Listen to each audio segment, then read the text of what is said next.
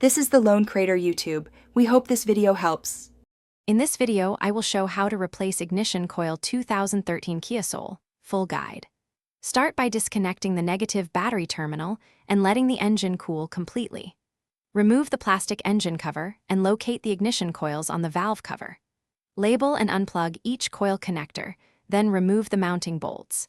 Inspect spark plug wells for oil and replace boots or seals as needed before installing new coils with dielectric grease. In this video, I will show how to replace ignition coil 2013 Kia Soul, full guide. After labeling connectors, unplug each coil connector carefully and remove the mounting bolts with a 10 mm socket.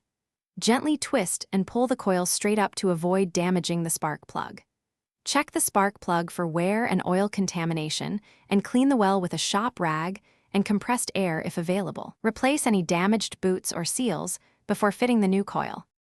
In this video, I will show how to replace ignition coil 2013 Kia Soul, full guide.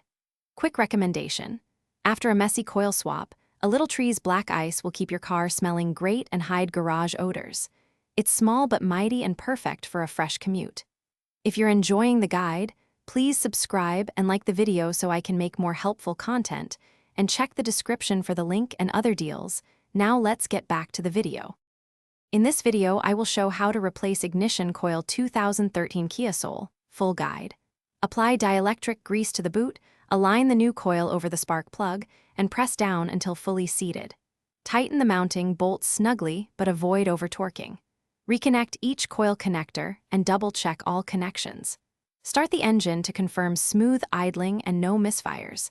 If the check engine light persists, scan for codes and recheck installation and spark plug condition. Thanks for watching. Consider subscribing if we helped you.